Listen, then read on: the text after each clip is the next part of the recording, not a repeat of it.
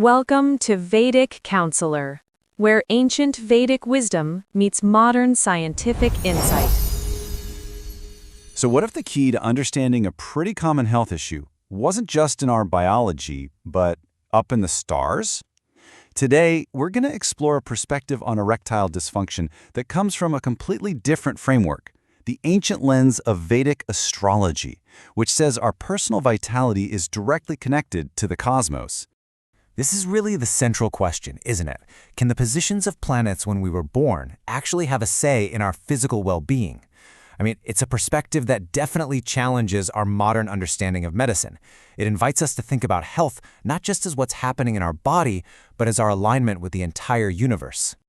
All right, let's dive into the specifics of this ancient system. We're looking at this through Vedic Jyotish, and it totally redefines the condition. See, in this view, it's not simply a physical problem, but more like an outward symptom of a much bigger, much more profound cosmic imbalance.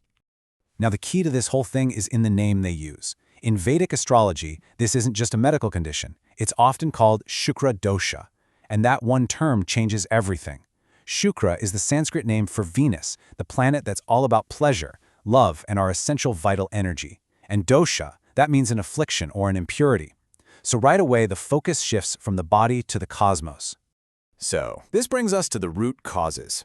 And honestly, the best way to think about this is like a cosmic drama playing out right in your birth chart. The planets, they're the main actors. The astrological houses are the stage. And all their relationships, their friendships, and their conflicts, well, that's what determines the flow of your vital energy.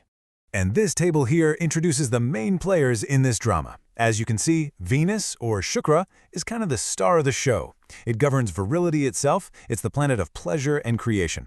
Then you've got Mars, or Mangal, that provides the fiery energy, the passion, the circulation. If that fire is weak, well, performance suffers. And finally, there's Saturn, or Shani, the great restrictor. It brings delays and anxiety that can actually show up physically. But it's not just which planets are involved, it's the condition they're in that really matters.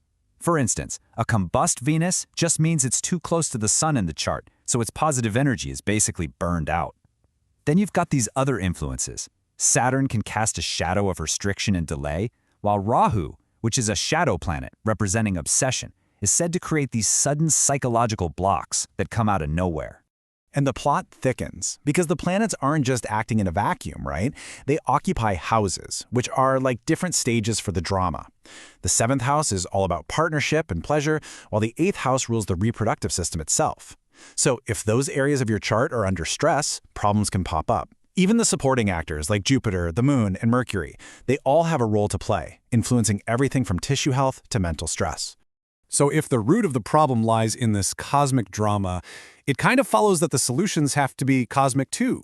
The first set of remedies in this system is all about actively aligning your personal energy with these planetary forces. You do that through specific rituals and worship. Basically, you're trying to rewrite your part in the play. The main tool for this alignment is the mantra. This one here is the Bij, or seed mantra for Venus. And the idea is actually beautifully simple. The specific vibration of this sound is believed to resonate with and strengthen the energy of Venus in your life. The source recommends chanting it 108 times a day to really tune into that frequency. And you can see how each planetary problem has its own ritual solution. To balance the gentle, creative energy of Venus, you might worship the goddess Lakshmi on a Friday, which is Venus's day. To ignite the fiery drive of Mars, you turn to the powerful deity Hanuman on a Tuesday, which is Mars's day. It's a really elegant system of cosmic checks and balances. Now, for anyone ready to commit to a more profound change, the source outlines this pretty intensive 40-day practice known as a sadhana.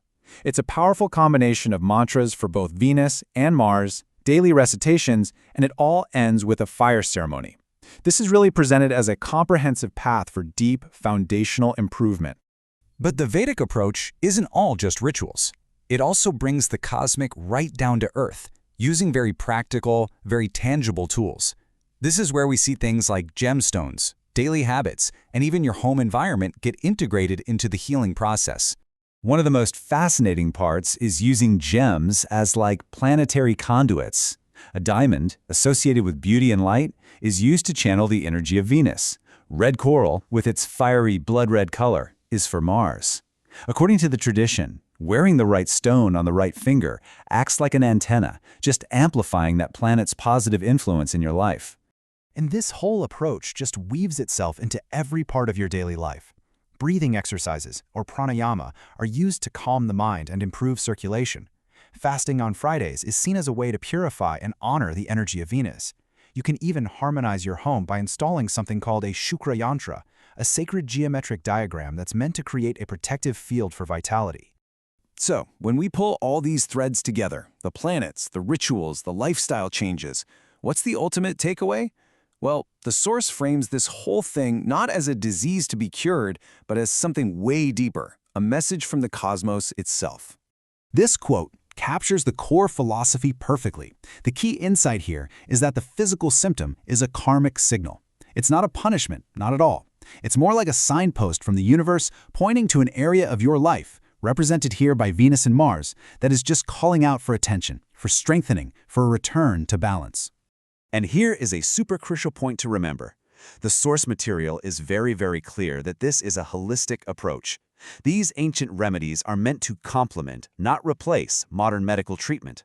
They're presented as one part of a bigger picture that absolutely includes a healthy diet, regular exercise, and of course, proper stress management. So this leaves us with a pretty fascinating question to think about. In our world, which is so deeply rooted in empirical science, what is the role for ancient systems of meaning, like Vedic astrology? How might these different ways of knowing, both old and new, coexist, or maybe even collaborate in our modern quest for health and well-being? If you found this video helpful, please consider subscribing to the channel Vedic Counselor. For personal astrology consultation, horoscope analysis, or Vastu consultation, you can contact us on WhatsApp 919219539215 or visit our website www.vediccounselor.com. Thank you for watching.